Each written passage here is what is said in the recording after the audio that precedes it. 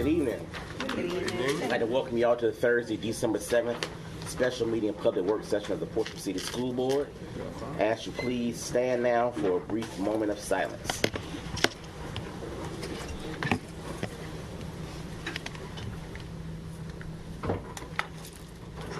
Why do you want to leave? Thank you. We're now the pledge by Board Member Tamara Shoemake at this time.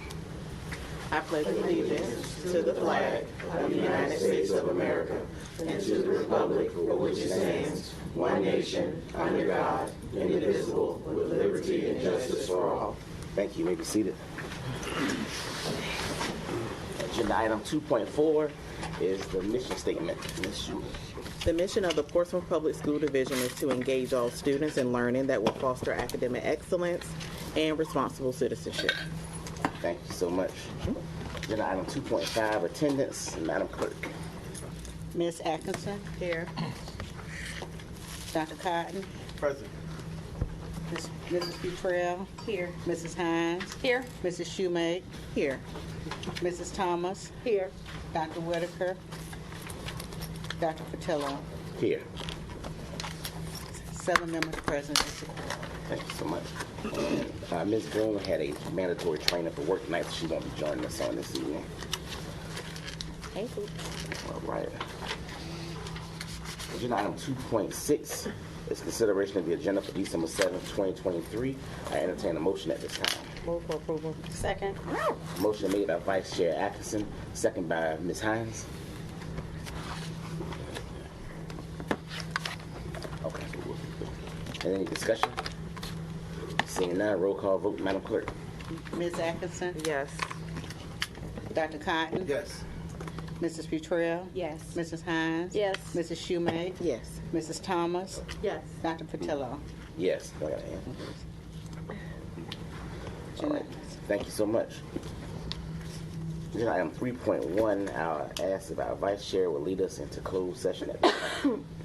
I move that the board enter into a closed meeting under the provisions of Section 2.2-3711 of the Code of Virginia for the following purpose: consideration of personnel matters, including the assignment, performance, and resignation of specific school employees as permitted under subsection A.1, consideration of requests for religious exemptions from school attendance as permitted under A.2, consultation with legal counsel concerning a legal matter requiring the advice by such counsel as permitted under subsection A.7.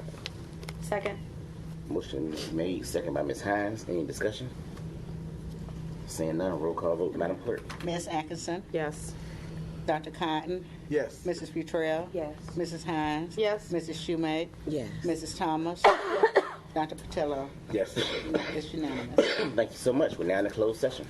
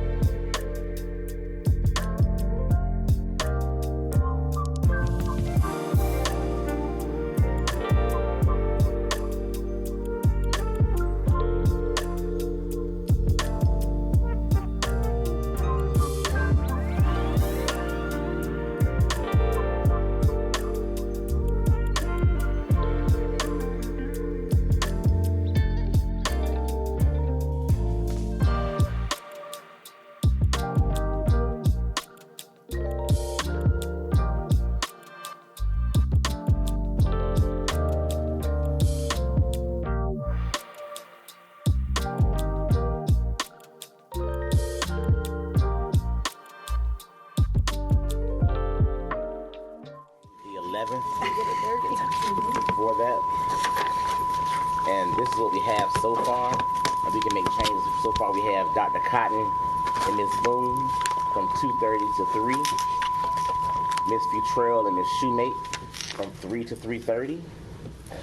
Vice Chair Atkinson and Ms. Thomas from 3:30 to 4 o'clock.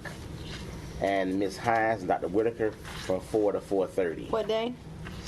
Thursday, January the 11th. Okay. Is that a meeting day also? I don't think so. Okay. I'm sorry, 3 to 3:30, correct? Yes. And I'm 3:30 to 4. Okay. Are we coming to your office, sir? Yes, yes. Thank you. And we're trying to get you all in early during the budget season so we can make some adjustments. You all always have a lot of input for the budget, so we want to make sure that y'all are early for that. So we can do that. What kind of Alright. chocolate do I need to bring for you? Since I'm the last meeting of the, no. I need to make sure you're happy. All right, Susan, so we good to go. Okay. And I I'll guess, follow up with an email. okay, so she sent an invite to you all as well. All right. We'll bring a big old basket. I want to make sure we brought up Starbase Victory. They presented to us at our last meeting, and I want to get any input or feedback from board members on how you feel like we should proceed or move with some of their suggestions, or if you all would like to turn that over to staff and have them come back with some suggestions, you can do that as well. But I want to make sure we got your input on that presentation and how you all want to address that. I'm rewinding in my head. Sorry. And I found you. We're good. Since staff. Dr. Cotton, so straightforward. I'm going to ask you because she presented to the board, so I just want to. Yeah, I mean, I had to go back and look at her presentation, but I mean, the ask didn't seem like, can y'all hear me? Yeah. The ask didn't seem like it was a dollar amount from PPS. It was asking for more support and collaboration. Is that correct? Because I didn't, Well, they want a letter of support. They also need. They're asking for funds as well, not just from us, but from different sources. They also asked about the possibility of more space. yeah, I remember now, yeah. And all those things. So I would personally like to support the ask from Starbase and have us, increase our support and partnership with them if possible. Based on the presentation last week, since we already have a big push to, do more CTE, move in the STEM more. So I think we should push it to staff to look further into. Is that Staff, what okay. you're asking? Mm-hmm. staff, all right. I know, Cleo, you work closer with them on the board. You have anything you want to add to, based on the presentation last week? I mean, just looking at it, I think it is a good idea to move them in, if possible, expanding to the DAC Center, because if you look at what we're doing with the middle school, it aligns with Starbase, and having them in the CTE building just makes sense. Now, let me. I heard that, but I didn't say anything at the time. But there's an issue now with space with them at Victory, and where we had to use one of the classrooms. But I would hate for us to take them out of there and move them to DAC, where the CTE school will be, because if we did that, that will leave no room for expansion with additional programs that we would like to bring in. And then on the other hand, we have high school students there, and we're talking about bringing elementary school age kids in there as well. So just for the mere fact, first of all, as the number of opportunities and expansions that we may want to do, we need to keep that open. And even right now, at this moment, until the final study comes back, we don't know how much space we have to do what we've recommended. So I don't want them to get excited about that, because I don't really see that as being a logical alternative. But what I can say is, we have the we're going to do the study. What is that? What's that, Mr. Falk?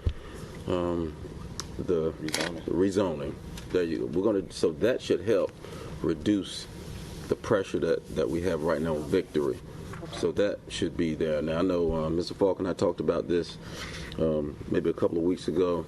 Now that Dr. White is on board, he's going to help run point on that rezoning to get that going, along with Dr. Simmons and the operations team. So now you'll start hearing more about that.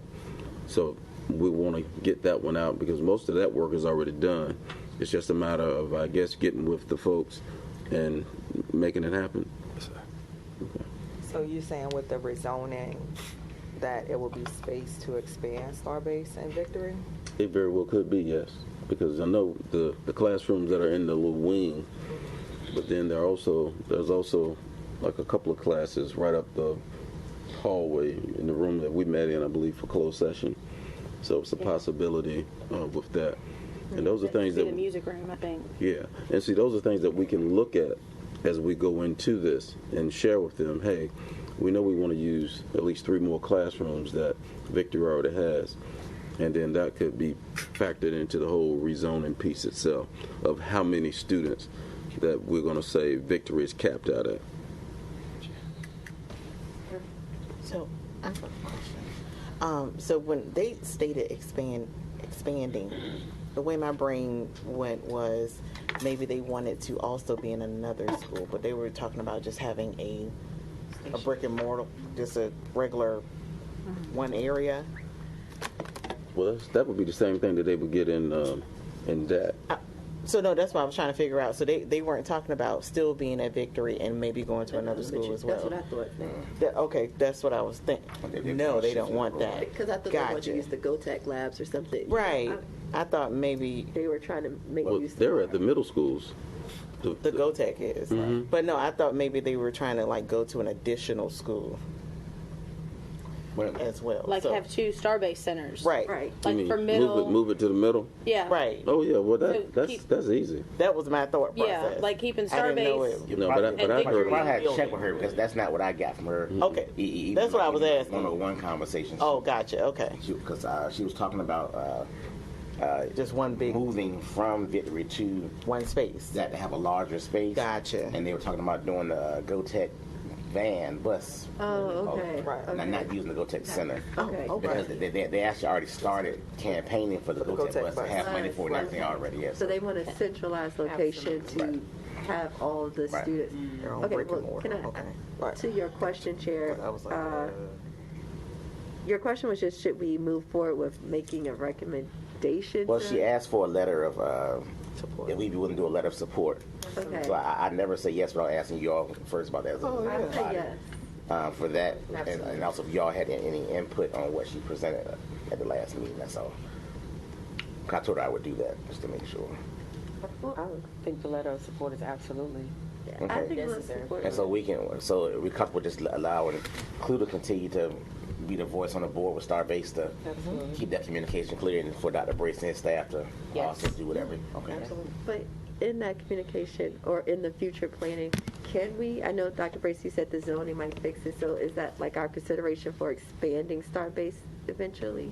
It very well could be, yeah, where they are in that building. Okay. so Yeah, as that- long as and in talking to Dr. Williams, the principal, he doesn't have a problem with them being there. It's just that he just has so many students, and he's trying to figure out what to do with them. Yeah. Meanwhile, they do go to water. I would personally, this is me speaking individually, I don't know what the rest of the board, I think there's such a need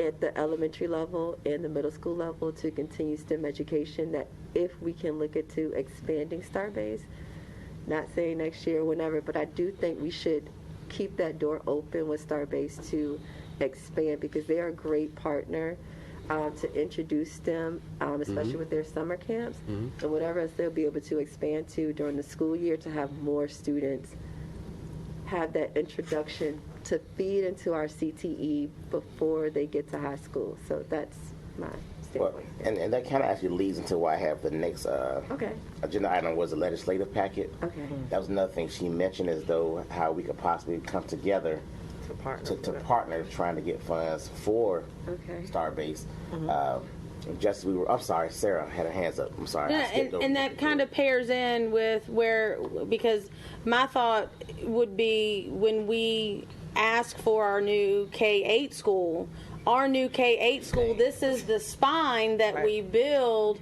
out to families this week, and that all-in program will start January 7th, January 9th? January 3rd. 3rd. Day back. The first day back from school, so that'll start, and so that is the mission and the vision of the Department of Ed at this point is to get them caught up into intensive review before the testing season starts in the spring. Okay. Sarah. Chair. I just have a question regarding that tutoring. The $6 million that's going towards tutoring, is that over 1, 2, 3 years, or is that 1 year? That is, do you want to answer that? Pretty much 1 year for what it's going to cost to manage that program within the classrooms. You can use that money over a couple of years, but obviously they gave us about $5.5 million, I believe, for the all-in tutoring piece. It's going to take about all of that to do the program the way we want to do it within the school day. Okay. I guess my only observation is looking at the other divisions. For example, Chesapeake took 5.5 and expanded theirs over 3 years, and it also included in school, after school, before school, and they also created a summer tutoring program with $5.5 million over 3 years. So we need $6 million for 45 minutes in 1 week. So I guess financially, I'm trying to get like a breakdown of we basically took away from the before care, the after care, not after care, the before school tutoring, the after school tutoring, and kids that need weekend tutoring for them to have 45 minutes of tutoring a day.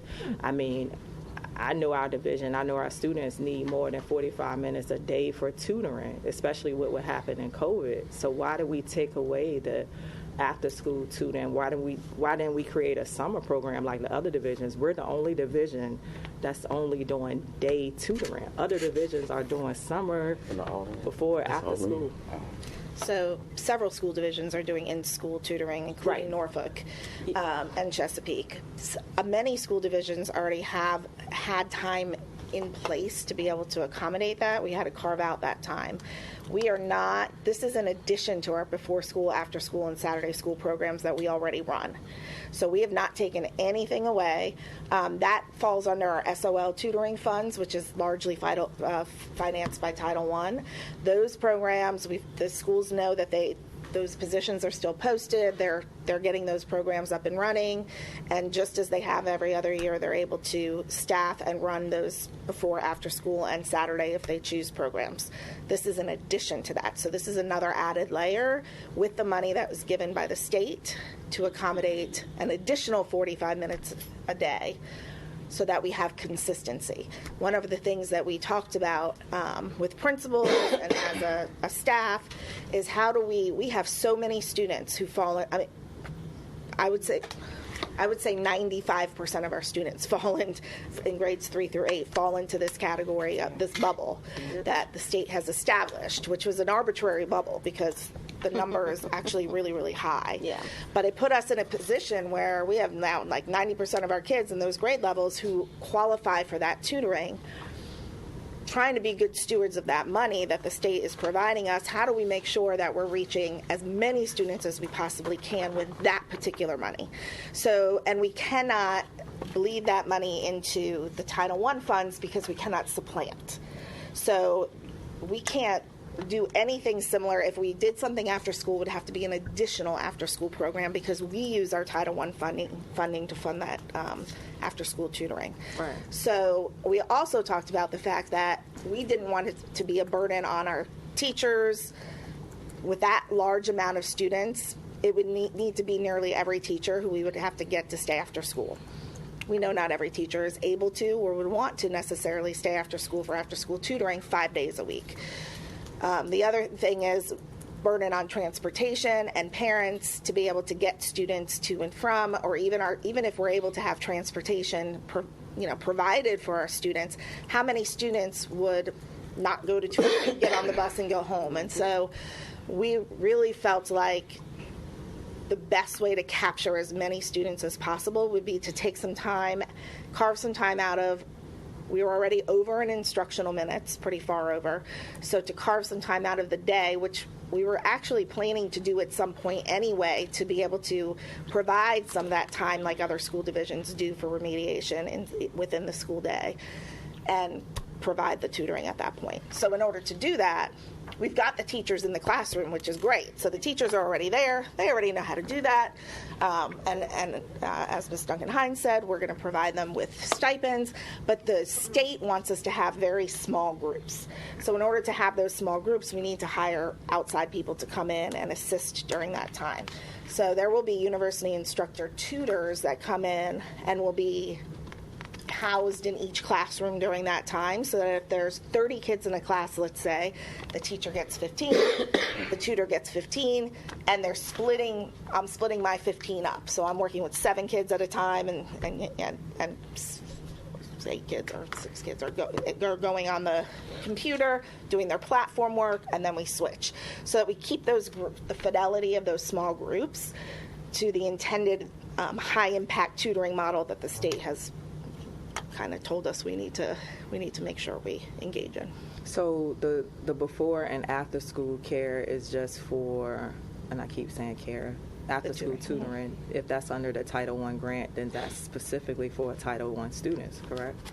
Title I schools, yes. So it's not for all of our students. So we could have took this money and applied after school tutoring, before school tutoring, summer tutoring for all our students. I mean, we just made a point that we're student focused and it's all about the students, but that after school tutoring is just for Title I schools. It's not for all of our students. Well, our Title I, our schools that are not Title I, which would be 1 elementary school and 2 middle, and then the 3 high schools, they have after school tutoring programs that they run. So that's not, and I can't speak to how that's funded because I'm not entirely sure, but through their school funds or however that's funded, they do fund them that way. But again, it comes down to how do we capture the most kids possible, because once you get to the middle school level, because we're only talking kids through 8th grade, you've got sports, kids involved in sports who now have to go to tutoring. Now they have to make a choice. Well, what choice are they going to make? They're going to make a choice to go to their sports because they're involved in sports. I mean, I get it. Yeah.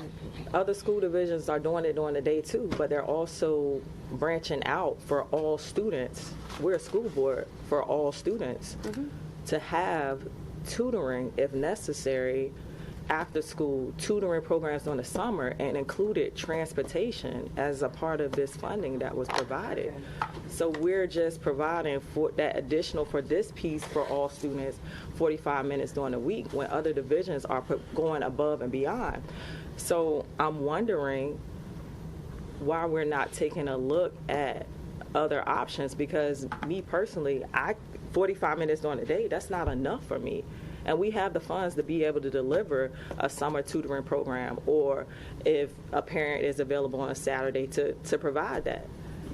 Our students are behind. It's no way 45 minutes during the day for all students is enough.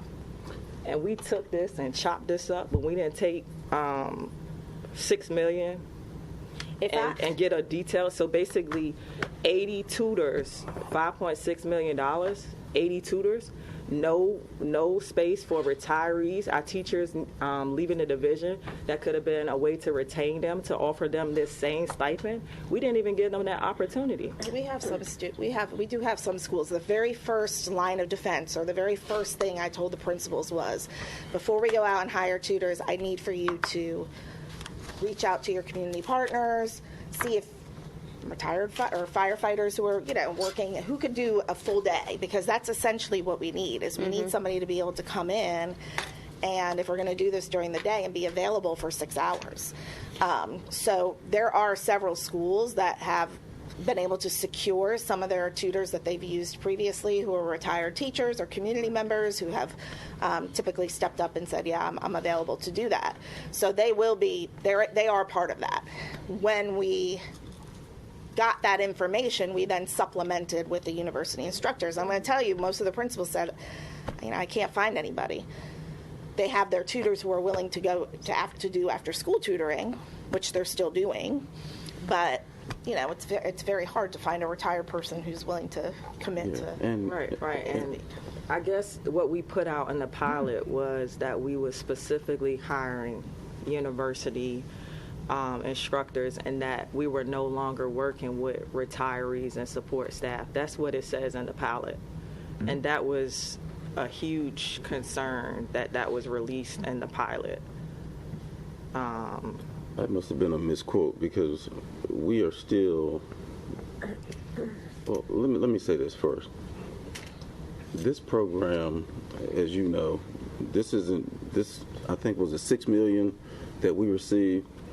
We didn't ask for it. None of the school divisions did. They just gave it to us. This was part of the initiative that the governor had with the all-in. So Portsmouth, you got $6 million that you need to spend. Now, what was the timeline on those funds? As far as when does it have to be? So it's 2 years. Mm-hmm. Yeah, it's 2 years. So 2 years.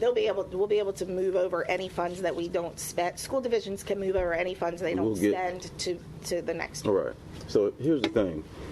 The reason we didn't look at summer is because, number one, it's going to compete against our summer school.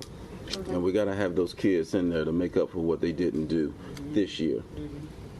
The second part of it is we did in school because we're trying to get the biggest impact before they take their SOLs. So most of our kids, you already mentioned it, the evenings, if we had done the evenings, the ratio of the number of students that they want per tutor is so small. We don't have that many teachers that can stay behind to actually do it. Right. So during the day was really our best option, which most of the school divisions have done. So that's why we did it that way. You know, that time within there, and I think the 45 minutes, but if you look at 45 minutes for a week to a month, that's a lot of face-to-face time with an instructor in front of you. Right. So those are some of the reasons that we had to go that way, because otherwise, when will we be able to find someone that could actually do it? And the actual SOL funds that we have, that's still there. You know, we're going to bring in whoever Lakeview's principal was using to come in to help them with their tutorials during the day. They still going to come. This is just a certain window. This doesn't take away who they're going to have coming in the mornings or who they're going to have coming in the afternoons. Right. We're talking about that piece in the middle. Yep. This is in addition to. We couldn't take away from it. She mentioned it. We can't supplant. You know, Mr. Falk wouldn't let us do that either. Right. So we had to build this in. So we do have some that come in the morning. We have some coming in the afternoon. And these are retirees or just tutors that they hire. But this is our program that we run during the day for that 45 minutes. Right. And we don't really have much flexibility with it. That's really the only way we're going to be able to do it, and do it with fidelity. And these programs, they have to be approved. You know, we send it up, and they approve it. You can go on VDOE's website, and you'll see it. Now, if there was a better way, I wish somebody would let us know. I do want to throw out there that every Friday, all the chief academic officers meet specifically about all-in tutoring across the region. Every Friday morning on Zoom for a couple of months now, to make sure that we're in alignment and to talk through what we're doing, how we could, looking at it different ways. We have certainly altered our plan based on some of the things that we heard that were like, oh, that's a good idea. We were the first group out there who said we were going to pay a stipend, and then the other school divisions started going, well, maybe we should pay a stipend too. So it's been a really good thought partner opportunity for all of us to come together. When you look at a place like Chesapeake or Virginia Beach, you have to remember that they're vastly different in the programs they provide, in their size, and also in the amount of students who just in their demographics. When you look at our closest neighbor to that kind of mirrors our school division, it's Norfolk, and Norfolk is largely doing the same thing that we're doing. They have the same amount of numbers that we do in terms of students who fall in that bubble. They were looking at the same hardships we were looking at. The chief academic officer there and I have collaborated extensively about what that could look like, and we both really felt like we'd make the biggest impact with that. I mean, and it really does equate to 4 additional hours on top of everything else that the students are getting a week of very small group, high impact, focused tutoring with a very small group.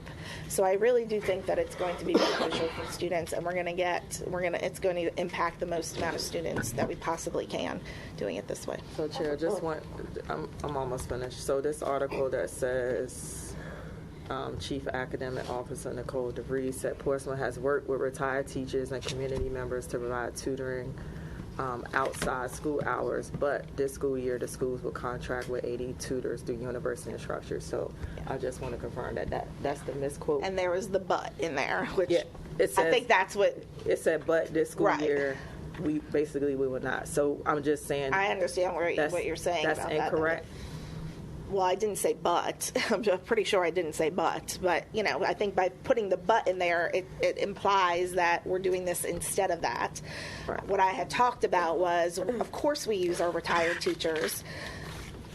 We still use our retired teachers, and we know that we cannot structure the program the way we want to structure it with just the retired teachers that we have. I even talked about, many retired teachers do not want to make the commitment to 5 days a week, 6 hours a day. So we had to turn to an outside source just to help us support what we were trying to accomplish.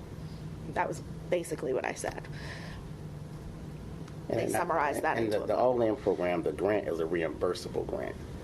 And the reimbursement was based upon originally attendance.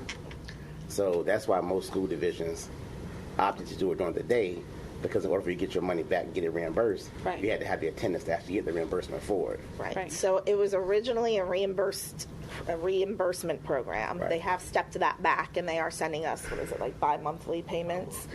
But they have asked us we do need to track attendance. So I don't think they'll take the money back from us, but I do think that they would be very vocal if we, at the end of the school year, said we were only able to reach a third of our students through our tutoring efforts with the money you gave us. And I'm sorry, with the arbitrary numbers that they gave us for these bubble kids, some of our schools are looking at 80 and 85% of these kids that are required to go through this tutoring. So to get 80-85% of kids after school on Saturdays, you're not going to get that. So to do it with a captive audience while you have them there, to switch to a small group setting, to switch their setting, I think it's the biggest bang for the buck. I'm sorry, Ms. Thomas. Yeah, I have a question. I did join the CNI meeting late yesterday, so I didn't have a chance to ask this. But I know it's just for our Title I schools. Have we considered the cost to add to fund that one additional school outside of the grant for this type of in-school tutoring services? So they are included. So the Title I, okay. Title I does not pay for the all-in tutoring. That is a different grant funded by the VDOE. Okay. Money given to us, and that's it doesn't matter if you're a Title I school or Okay. not. So they will be part of that, as will our 2 middle schools who are not Title I. Okay, thank you. And what we've always done as a curriculum instruction is whatever the Title I schools get, we do that within our own Portsmouth budget to make sure that everybody is treated equal. Yes. Like the same way we do with staffing, salaries, and so Yes. forth. I wanted to see if that was Yes. a possibility, so that we can always increase the number of students. Okay, so thank you. All right. Anything else in the board member reports? No, that was all we discussed yesterday. All right. Thank you. Now, I made a mistake earlier. I didn't know, I don't have my electronic board docs up, but 4.7 was added as a action item for transaction report. But I know we said we thought it was going to be next week. So did The you employee all, transaction report? yeah, so did you all want to go ahead and wait until next week and remove it off this agenda, or do it? Well, we approved the agenda as it was, right? Yes, we have to remove it. I make a didn't know it was motion. up there. I make a motion that we accept the employee transaction report as presented, Oh, okay. right? Okay. The employee transaction report. Is it in board docs? No, it's not. not. It's not. Oh, I thought you said it was. It's not. It is. It was just put in there, Oh, it was just put in there? so we didn't get it. I didn't I get a didn't chance get to a chance read it. to look at it. It's just what we discussed and closed, right? Right. Oh, okay. So we have a motion? You have a motion on the floor. I'll second. We have a motion by Ms. Hines. Could you repeat it? I move that we accept the personnel transaction 4.7 as it is in board docs. A second. We have a motion and a second. Any discussion? Do we have a quorum? You got 4 right now. We are. You need. You gotta wait for somebody to come back. I have a quorum, Oh, no, we don't. Okay. And this, just while we waiting on the quorum, and this transaction report was only what we discussed in closed? Yes. Yes. Okay. So we'll wait for our quorum, right? Yeah, you can't vote right now. I'll tell you what I can do.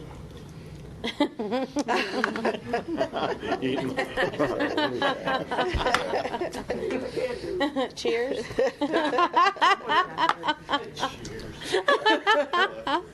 we're gonna take it. Yeah, I'm not sure why. We got some extras laying around. Enjoy these watching Home Alone tonight.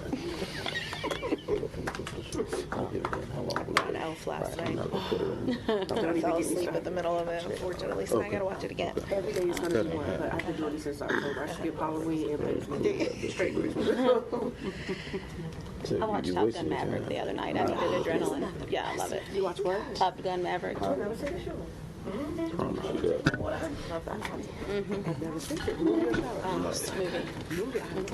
It's the second Top Gun, but like 30 years.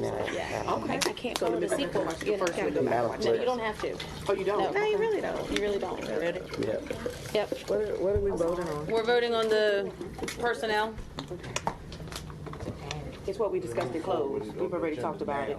Versus putting it for the. Yeah, we don't need anything extra next week. Okay.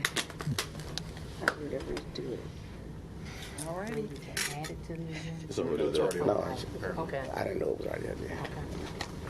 Ms. Atkinson, Yes. Dr. Cotton, Yes. Mrs. Futrell, Yes. Mrs. Hines, Yes. Mrs. Thomas, Yes. Dr. Patillo. Yes. It's unanimous. Thank you so much. Are there any other items of concern on the agenda that need to be discussed that are now on the agenda? Thank you so much for coming. Be adjourned.